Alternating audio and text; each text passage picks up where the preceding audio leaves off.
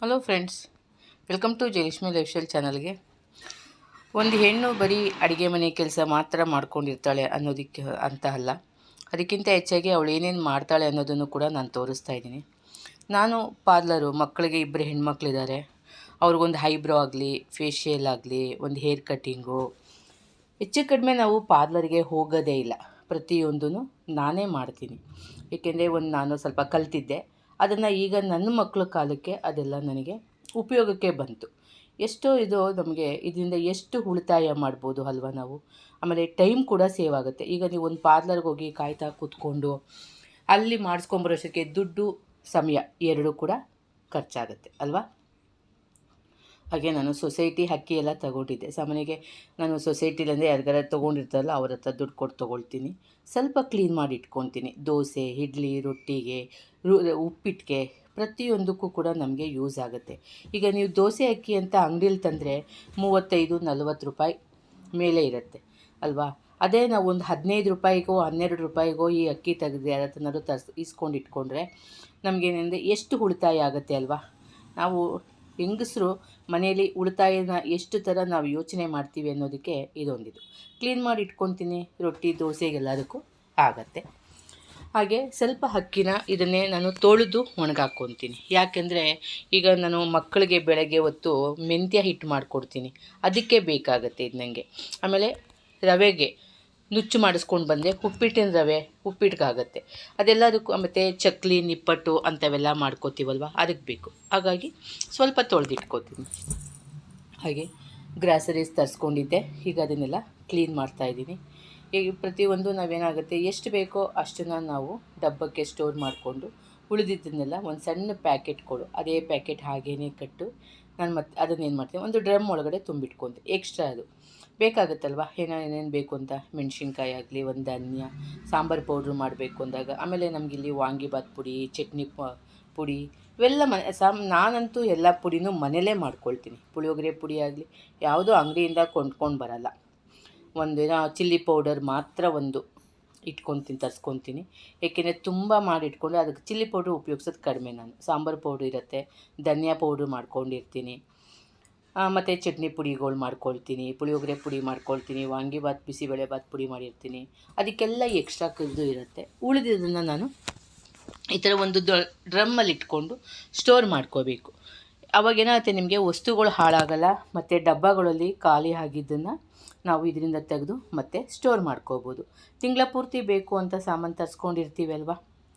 ನೋಡಿ, ಬಾಸುಮತಿ ರೈಸು ನಾನು ತಿಂಗಳ 1 kg ಬಾಸುಮತಿ ರೈಸ್ ತರಿಸ್ಕೊಳ್ತೀನಿ.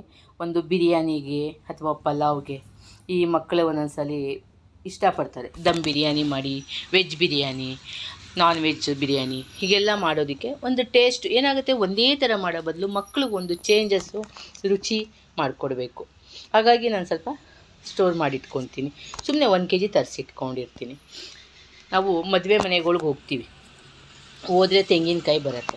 ಅದನ್ನೇನು ಮಾಡ್ತೀವಿ, ನಾವು ಹಾಗೇ ಇಟ್ಟಿದ್ರೆ ಕೊಳೆತೋಗಿರುತ್ತೆ, ಇಲ್ಲ ತುಂಬ ಕೆಟ್ಟೋಗಿರುತ್ತೆ, ಇಲ್ಲ ಒಣಗೋಗಿರುತ್ತೆ. ಕಾಯಿ ಚೆನ್ನಾಗಿದೆ, 1-2 ಕೊಬ್ಬರಿ ಕೂಡ ಆಗುತ್ತೆ. ಇಷ್ಟೊಂದು ಸಲ ನನಗೆ ಆಗಿದೆ. ಆದರೆ ಕೆಟ್ಟೋಗಿರೋ ಕಾಯಿ ತುಂಬ ಜಾಸ್ತಿ.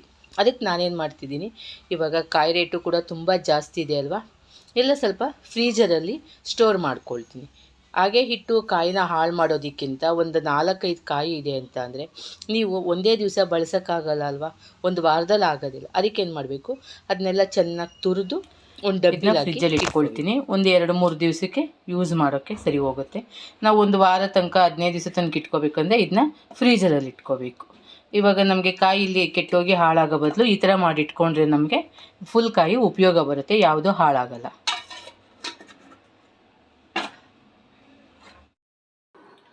ನಾನು ಮೆಹಂದಿ ಹಚ್ಚಿದ್ದೆ, ಮಾಮೂಲಿ ಮೆಹಂದಿ ಮತ್ತು ಆಮ್ಲ ಪೌಡರು, ಟೀ ಡಿಕಾಕ್ಷನಲ್ಲಿ ಮೆಹಂದಿ ಹಚ್ಕೊಳ್ತೀನಿ. ಸ್ವಲ್ಪ ಎಲ್ಲ ವೈಟೇಸ್ ಆಗಿದೆಯಲ್ಲ, ನ್ಯಾಚುರಲ್ಲಾಗಿ ನಾನು ಮನೆಯಲ್ಲೇ ಮಾಡ್ಕೊಳ್ತೀನಿ. ಯಾಕೆ ಅಂದರೆ ಹೊರಗಡೆ ಕೆಮಿಕಲ್ಸದು ಯಾವುದೂ ಆಗಲ್ಲ. 1-2 ಸಲ ಹಚ್ಚಿದ ಮೇಲೆ ನೋಡಿ ಎಲ್ಲ ಕೂದಲೆಲ್ಲ ಉದುರೋಗ್ಬಿಡ್ತು. ನೋಡಿ ಇದೆಲ್ಲ ಉದುರೋಗ್ಬಿಡ್ತು ಕೂದಲು ಫ್ರಂಟಲ್ಲೆಲ್ಲ. ಅದಕ್ಕೆ ಸ್ವಲ್ಪ ನ್ಯಾಚುರಲ್ ಇರೋದನ್ನೇ ಉಪಯೋಗಿಸ್ಕೊಳ್ಳೋಣ, ಯಾವುದೋ ಕೆಮಿಕಲ್ಸ್ದು ಬೇಡ. ನನಗೆ ಸೆಟ್ ಆಗಲೇ ಇಲ್ಲ. ಅದಕ್ಕೆ ನಾನೇನು ಮಾಡಿದೆ, ಈಗ ಮೆಹಂದಿ ಮತ್ತು ಆಮ್ಲ ಪೌಡರು ಟೀ ಡಿಕಾಕ್ಷನಲ್ಲಿ ಹಿಂದಿನ ದಿವಸನೇ ಕಲಸಿಟ್ಟು ಅದನ್ನು ಹಾಕೋತೀನಿ. ಸಾಮಾನ್ಯವಾಗಿ ಎಲ್ರಿಗೂ ಗೊತ್ತಿರುತ್ತೆ. ಅದಕ್ಕೆ. ಆದರೆ ನನ್ನ ಕಲರ್ ಇವಾಗ ನೋಡಿ ಎಲ್ಲ ಎಷ್ಟು ಇದು ಬಂದಿದೆ ನೋಡಿ, ಇಷ್ಟು ಕಲರ್ ಬಂದಿರುತ್ತೆ. ಅಂದರೆ ಫುಲ್ ಡಾರ್ಕ್ ಆಗಲ್ಲ, ಸ್ವಲ್ಪ ಕೆಂಚಿಗೆ ಬಂದಿರುತ್ತೆ ಅನ್ನೋದು. ಅದಕ್ಕೆ ಏನಾಗುತ್ತೆ, ಒಂದು ದಿವಸ ನಾವು ಹಚ್ಕೊಂಡು ಆದಮೇಲೆ ಇನ್ನೊಂದು ದಿವಸ ಮಾರನೇ ದಿವಸ ನಾವು ಸ್ವಲ್ಪ ಇಂಡಿಗೋ ಪೌಡರ್ ಅಂತೇಳಿ ನಾನು ಇದನ್ನು ಉಪಯೋಗಿಸ್ತೀನಿ. ಇದು ನ್ಯಾಚುರಲ್, ಇಲ್ಲೇ ಕೊಟ್ಟಿರ್ತಾರೆ ನೋಡಿ. ನಾವು ಇಂಡಿಗೋ ಪೌಡ್ರಲ್ಲೂ ತುಂಬ ಬೇರೆ ಬೇರೆ ಇದೆ. ಮತ್ತು ಬ್ಲ್ಯಾಕ್ ರೋಸು ಮತ್ತು ಬ್ಲ್ಯಾಕ್ ಕಲರ್ ಇಂಡಿಗೋದು ಅದೆಲ್ಲ ಪೌಡ್ರ್ ಇದೆ. ಅಂದರೆ ಏರ್ ಡ್ರೈನೇ, ಅದೆಲ್ಲ ಉಪಯೋಗಿಸೋಕೆ ಹೋಗಬಾರ್ದು. ನಾವು ಇಲ್ಲಿ ಮಾಮೂಲಿ ನ್ಯಾಚುರಲ್ ಎಲೆಗಳನ್ನೇ ಪೌಡ್ರ್ ಮಾಡಿರೋದು ಒಣಗಿಸಿ. ಮತ್ತು ಇದರಲ್ಲಿ ನ್ಯಾಚುರಲ್ ಅಂತ ಕೊಟ್ಟಿರ್ತಾರೆ, ಅದನ್ನು ನೋಡಿ ತೊಗೋಬೇಕು ನಾವು, ಯಾವುದೇ ಕೆಮಿಕಲ್ಸನ್ನು ಇದಾಗದಿರೋ ಹಾಗೆ. ಹಾಗಾಗಿ ನಾನು ಇದನ್ನು ತೊಗೊಳ್ತಿದ್ದೀನಿ. ಇದನ್ನು ಅಷ್ಟೇ, ಇದನ್ನು ಇವಾಗ ನಾನು ಒಂದು ದಿವಸ ಮೆಹಂದಿ ಹಚ್ಚಿದಾದ್ಮೇಲೆ ಮಾರನೇ ದಿವಸ ನಾವು ಶಾಂಪೂ ಗಿಂಪು ಏನೂ ಹಾಕಿ ತೊಳಿಬಾರ್ದು, ಹಾಗೆ ಕ್ಲೀನಾಗಿ ವಾಶ್ ಮಾಡ್ಕೋಬೇಕು. ಮಾರನೇ ದಿವಸ ನಾವು ಮತ್ತೆ ಇದನ್ನು ಕಲಸಿಟ್ಟು ಒಂದು 2 hours ಇಟ್ಬಿಟ್ಟು ನಾವು ಇಮಿಡಿಯೇಟಾಗಿ ಹಚ್ಕೋಬೇಕು. ಇದೇನು ನೈಟ್ ಪೂರ್ತಿ ಕಲಸಿಡೋದೇನು ಬೇಕಿಲ್ಲ. ಆದರೆ ಇವತ್ತು ನಾನು ಒಂದೇ ದಿವಸ ಎರಡನ್ನೂ ಹಚ್ತಾ ಇದ್ದೀನಿ. ಯಾಕೆಂದರೆ ಫಂಕ್ಷನ್ಗಳು ದಿನ ಬೆಳಗಾದ್ರೆ ತುಂಬ ಫಂಕ್ಷನ್ಗಳಿದೆ. ಇವತ್ತು ಸಂಜೆನೂ ಫಂಕ್ಷನ್ ಇದೆ, ರಿಸೆಪ್ಷನ್ಗೆ ಹೋಗಬೇಕು. ನಾಳೆ ಒಂದು ಫಂಕ್ಷನ್, ಬರ್ತಡೇ ಫಂಕ್ಷನ್ ಇದೆ. ಅದಕ್ಕೆ ಇವತ್ತು ಅದಕ್ಕೆ ಒಂದೇ ದಿವಸ. ಇವತ್ತು ನೋಡಿ ಮೆಹಂದಿ ಹಚ್ಚಿ ಸ್ನಾನ ಮಾಡಿ ಬಂದೆ, ಕೂದಲೆಲ್ಲ ಚೆನ್ನಾಗಿ ಡ್ರೈ ಆಗಿದೆ. ಮತ್ತು ಈಗ ಇದನ್ನು ಕಲಸಿಟ್ಟು 1 hour ಬಿಟ್ಟು ನಾನು ಹಚ್ಕೊಂಡು ಕೂಡ 1 hour ಬಿಡಬೇಕು. ಆವಾಗ ನಿಮಗೆ ಹೇಗೆ ಬರುತ್ತೆ ಕಲರ್ ಅಂತ ತೋರಿಸ್ತೀನಿ. ಓಕೆನಾ ಫ್ರೆಂಡ್?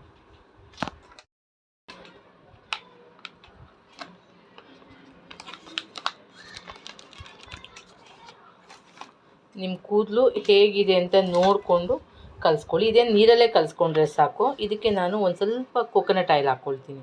ಯಾಕೆಂದರೆ ಸ್ವಲ್ಪ ಇದು ರಫ್ನೆಸ್ ಬರುತ್ತೆ, ಸ್ವಲ್ಪ ಸ್ಮೂತಾಗಿ ಬರಲಿ ಅಂತ ಒಂದು 2-3 ಡ್ರಾಪ್ ಹಾಕಿದ್ರೆ ಸಾಕು, ಜಾಸ್ತಿ ಏನು ಹಾಕ್ಕೊಳ್ಳೋದು ಬೇಕಿಲ್ಲ.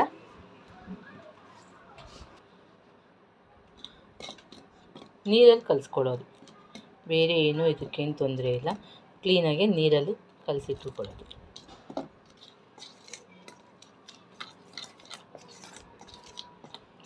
ಒನ್ ಅವರ್ ಇಟ್ಟರೆ ಸಾಕು. ನೋಡಿ ಈ ಥರ ಕಲಸಿಟ್ಕೋಬೇಕು. ಕ್ಲೀನಾಗಿ 1 hour ಆದಮೇಲೆ ಹೀಗೆ ಕಲಸಿ ಬಿಡಬೇಕು. 1 hour ಆದಮೇಲೆ ನಾವು ಹಚ್ಚೋದು ತೋರಿಸ್ತೀನಿ. ನಾವು ಮಕ್ಕಳಿಗೆ ಬಟ್ಟೆ ತರ್ತೀವಿ, ಎಷ್ಟೊಂದು ಸರಿ ಸ್ಲೀವ್ಸ್ ಜಾಯಿನ್ ಮಾಡಬೇಕು, ಒಂದು ಟಕ್ ಹಿಡಿಬೇಕು ಅನ್ನೋದೆಲ್ಲ ಇರುತ್ತೆ. ಅಥವಾ ಲೆಂತ್ ಜಾಸ್ತಿ ಕಮ್ಮಿ ಮಾಡಬೇಕು, ಅಥವಾ ಸ್ಟಿಚ್ ಬಿಚ್ಚೋಗಿದ್ರೆ ಹೊಲ್ಕೋಬೇಕು, ಹಿಂಗೆ ಏನೋ ಒಂದು ಇದ್ದೇ ಇರುತ್ತೆ ಅಲ್ವಾ. ಅದೇ ಒಂದು ಹೆಣ್ಣು ಮನೇಲಿ ಟೈಲರಿಂಗ್ ಅನ್ನೋದೊಂದು ಕಲ್ತಿದ್ರೆ, ಒಂದು ಸಣ್ಣ ಮಿಷನ್ ಇಟ್ಕೊಂಡಿದ್ರೆ, ನಾವು ಅಂಗಡಿಗೆ ಹೋಗೋದನ್ನು ತಪ್ಪಿಸ್ಕೊಂಡು ಮಾಡ್ಕೊಳ್ಬೋದಲ್ವ. ಮಕ್ಕಳಿಗೆ ಇಮ್ಮಿಡಿಯೇಟಾಗಿ ರೆಡಿ ಮಾಡಿಕೊಡ್ಬೋದು. ನಾನು ಟೈಲರಿಂಗ್ ಕಲ್ತಿರೋದ್ರಿಂದ ನಿಜ ಹೇಳಬೇಕಾದ್ರೆ ನಾನು 25 ವರ್ಷದಿಂದ ನನ್ನ ಮಕ್ಕಳಿಗೆ ಬ್ಲೌಸ್ ಆಗಲಿ, ಒಂದು ಚೂಡಿದಾರ್ ಆಗಲಿ, ಪ್ರತಿಯೊಂದು ನಾನೇ ಹೊಲಿಯೋದು. ವರ್ಕ್ ಮಾಡಿಸ್ಬೇಕಾದ್ರೆ ಮಾತ್ರ ನಾನು ಟೈಲರ್ ಹತ್ರ ಕೊಡ್ತೀನಿ, ಇಲ್ಲಾಂದರೆ ಪ್ರತಿಯೊಂದು ನಾನೇ ಮಾಡ್ಕೊಳ್ತೀನಿ. ಎಷ್ಟು ದುಡ್ಡು ಉಳಿತಾಯ ಅಲ್ಲ. ಈ ಥರ ಬ್ಲ್ಯಾಕ್ ಕಲರ್ ಬರುತ್ತೆ ನೋಡಿ. 1 ನಿಮಿಷ 1 hour ನಾನು ಬಿಟ್ಟಿದ್ದೆ, ಈಗ ಹಚ್ಕೊತಾ ಇದ್ದೀನಿ. ಹಚ್ಕೊಂಡು ತೋರಿಸ್ತೀನಿ. ಹಚ್ಕೊಂಡಾದ್ಮೇಲೆ 1 hour ಇರಬೇಕು ತಲೆಯಲ್ಲಿ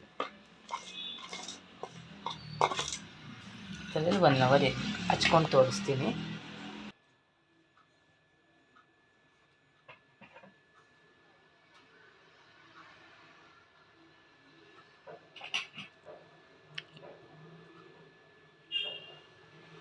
ಹೇರ್ ಕಲರ್ ಆಗ್ತಂಗಿದೆ.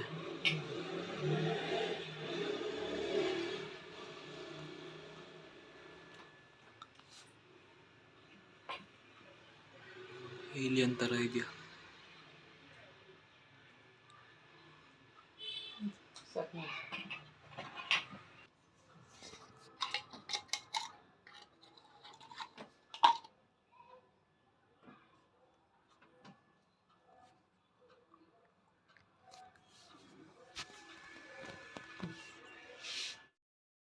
ನೋಡಿ ಕೂದಲು ಸ್ನಾನ ಮಾಡ್ಕೊಂಬಂದೆ. ಸುಮ್ಮನೆ 1-3/4 ಗಂಟೆ ಇಟ್ಕೊಂಡಿದ್ದೆ.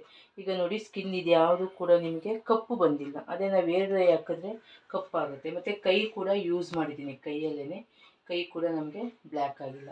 ಏನಿಲ್ಲ, 1-2 ಸಲ ನಾನಿವತ್ತು ಬೇಗನೆ ವಾಶ್ ಮಾಡಿಕೊಂಡೆ. ಏಕೆಂದರೆ ಮತ್ತೆ ಇವಾಗ ಫಂಕ್ಷನ್ಗೆ ಹೋಗಬೇಕು ಅಂತ ಹೇಳ್ಬಿಟ್ಟು.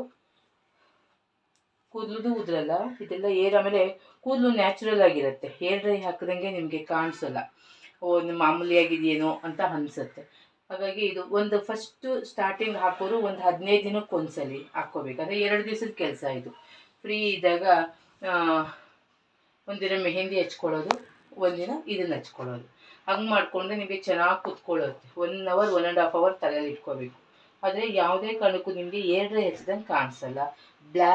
ಝೆಡ್ ಬ್ಲ್ಯಾಕ್ ಥರ ಎಲ್ಲ ಬರುತ್ತೆ ಏರ್ ಡ್ರೈ ಹಚ್ಚಿದ್ರೆ, ಅದು ಬರಲ್ಲ, ನ್ಯಾಚುರಲ್ ಆಗಿರುತ್ತೆ. ಇವತ್ತು ನಾನು ಒಂದೇ ದಿವಸ 2 ಕೆಲಸ ಮಾಡ್ಕೊಂಡಿದ್ದೀನಿ. ಮೆಹಂದಿನೂ ಹಚ್ಕೊಂಡು ನೆಕ್ಸ್ಟ್ ಇದನ್ನು ಹಚ್ಕೊಂಡಿದ್ದೀನಿ, ಇದನ್ನು ಬೇಗ ವಾಶ್ ಮಾಡಿದ್ದೀನಿ. ಆದರೂ ಎಷ್ಟು ನೀಟಾಗಿ ಕುಯ್ದೆ ನಾನು ಹೇಳ್ತೀನಿ. ಕೈ ಕೂಡ ಏನೂ ಗಲೀಜಾಗಲ್ಲ, ಚೆನ್ನಾಗಿರುತ್ತೆ. ಯೂಸ್ ಮಾಡಿ ಖಂಡಿತ. ಈ ಕೆಮಿಕಲ್ಸ್ ಎಲ್ಲ ಯೂಸ್ ಮಾಡೋದಕ್ಕಿಂತ ತುಂಬ ಬೆಟರು, 100%.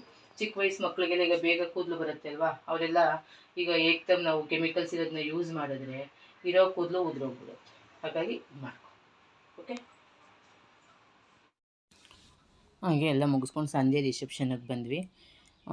ಏನಂದರೆ ನಾ ಹೇಳೋದೇನೆಂದರೆ, ಹೆಣ್ಮಕ್ಳು ಮನೇಲಿ ಎಷ್ಟು ಕಲಿತು ಹೇಗೆ ಮಾಡ್ಕೋಬಹುದು, ಅದನ್ನ ನಾವು ಸಂಪಾದನೆಯೂ ಮಾಡ್ಬೋದು. ಈಗ ನಾನು ಬ್ಲೌಸ್ ಸ್ಟಿಚಿಂಗ್ ಎಲ್ಲ ಮಾಡ್ತೀನಲ್ಲ, ಅದು ನನ್ನ ಸಂಪಾದನೆ ಕೂಡ ಆಗಿರುತ್ತೆ. ಬರೀ ಉಳಿತಾಯ ಅಷ್ಟೇ ಅಲ್ಲ, ನನ್ನ ಸಂಪಾದನೆ ಕೂಡ ಆಗಿದೆ.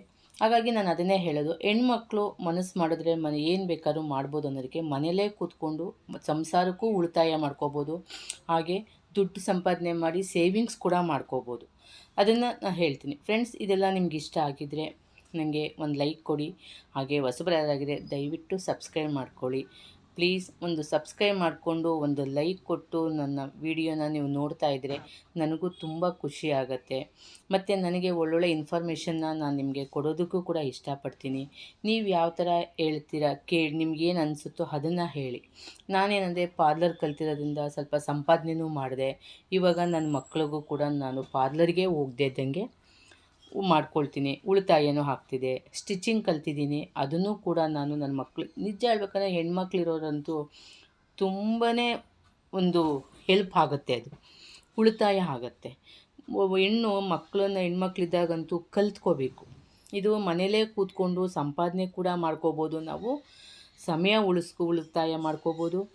ಹಾಗೆ ನಮ್ಮ ಇಷ್ಟಕ್ಕೆ ಬೇಕಾದಂಗೆ ನಾವು ಒಂದು 10 ರೂಪಾಯಿ ಉಳಿಸಿ ಇಟ್ಕೋಬೋದು. ಏನಂತೀರ ಫ್ರೆಂಡ್ಸ್? ದಯವಿಟ್ಟು ನನ್ನ ಚಾನಲ್ನ ನೋಡ್ತಾಯಿರಿ. Thank you friend.